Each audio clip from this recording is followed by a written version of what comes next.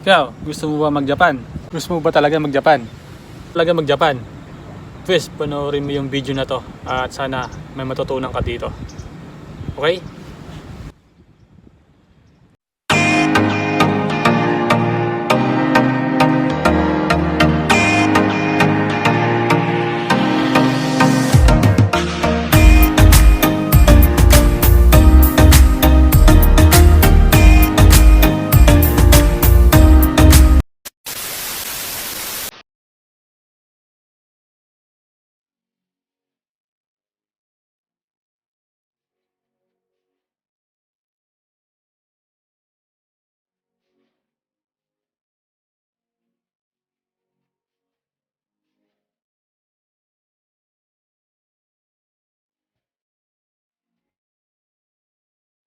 Alright mga tol, Ohio gozaimasu sa inyong lahat at may gusto lang ako i-share sa inyo ngayong araw. No? May dalawang bagay kayo na kailangan nyong malaman sa mga bago pa lang mag-a-apply papunta dito sa bansang Japan.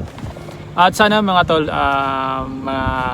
magkaroon kayo ng konting ideya sa i-share ko sa inyong video na to. At wait lang mga tol, nilalamig ako. Grabe ka tayo no? Kasi dito sa Japan mga tol, medyo papunta na kaming winter ngayon kaya medyo naka-jacket ako. Ako kasi yung taong, sa totoo lang mga tol, no? Ako kasi yung taong lamigin, no? What? Di ba kung bakit? Ayun mga tol, may gusto lang ako i-share sa inyo, no? At una mga tol, may dalawang bagay talaga kailangan. Ayun nga, may dalawang bagay kayong na kailangan yung malaman sa mga bago pa lang mag-a-apply papunta dito sa bansang Japan. Ayun mga tol, una mga tol, 1 of 100 nangyayari talaga to mga tol. Maniwala kayo sa akin, no? Kasi mayroon akong napagtanungan, no, na nangyari talaga yung gantong pangyayari dito papunta dito sa bansang Japan. Una mga tol, ako nyari nag-apply na kayo, no? Na-complete na requirements nyo. Napasa nyo na sa agency, nasilik na kayo ng employer, di ba? Tapos pinag-aaral kayo mga tol, no? Sa kalagitnaan ng pag-aaral nyo, biglang nag-cancel yung yung employer nyo. Posible talaga na nangyari yan mga tol. Kaya sasabihin lang sa inyo ng employer, bye-bye. Hindi mga tol. At may magandang positive dyan mga tol. At lahat na nagastos nyo, lahat ng nagastos sa pag-aaral, sa mga pagkain, dorm, babayaran ng, pagpalagay natin ng na 20 to 30k, no? Babayaran ng babayaran ng employer yan, lahat na nagastos nyo, kaya walang problema. At isa pa mga tol, no, di naman kayo pababayaan ng agency, talagang hahanapan kayo ng magandang employer, no, kaya huwag kayong mag-worry mga tol pag nangyari ng ganun, no. At hanapan kayo ng employer, talagang sayang, no, sayang lang yung ginastos nyo, no, sayang lang yung pag-aaral nyo, sayang lang yung mga effort na ginawa nyo, no. Kaya, pero wag kayong mag-alala mga tol, babayaran naman yan, no, kung magkano yung nagastos nyo.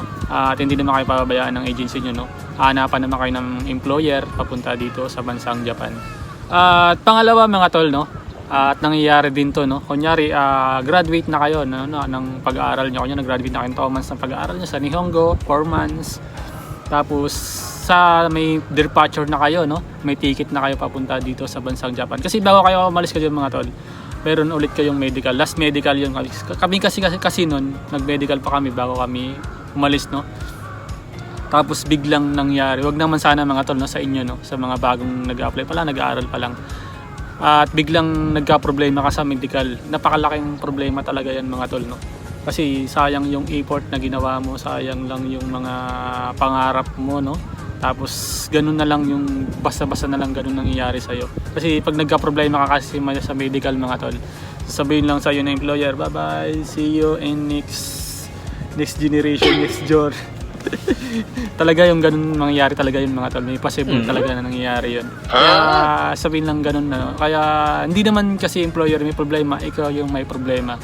Kaya possible talaga na makancel yung ganun. Kaya payo ko lang sa inyo talaga mga tol, no.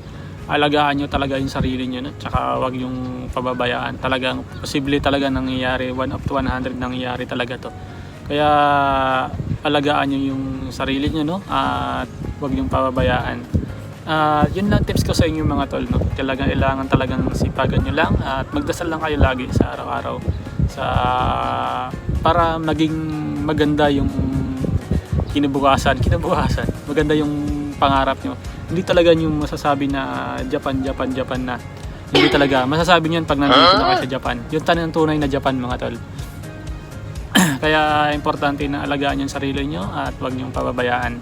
Ayun lang mga tol, ang tips ko sa inyo, no, na talagang posibleng nangyayari talaga yun. At sana mga tol, nagustuhan nyo yung video na to. At kung hindi pa kayo nakapag-follow mga tol, pakipollow na lang yung page ko, no, A. Raymondo Vlog, at maraming salamat sa inyo. At pakishare na lang din yung video na to at para marami pang magkaroon ng ideya. At ayun lang mga tol, at maraming salamat sa inyo sa walang sawang panonood nyo ng video ko. At kung gusto nyo magpa-shoutout, comment lang kayo mga tol, ano, at isa-shoutout ko kayo. Ayun lang mga tol, at maraming salamat, and magkita-kita kayo sa next video mga tol. Yun lang, and bye bye. Sana may matutunan kayo. Bye bye. Ja, matane.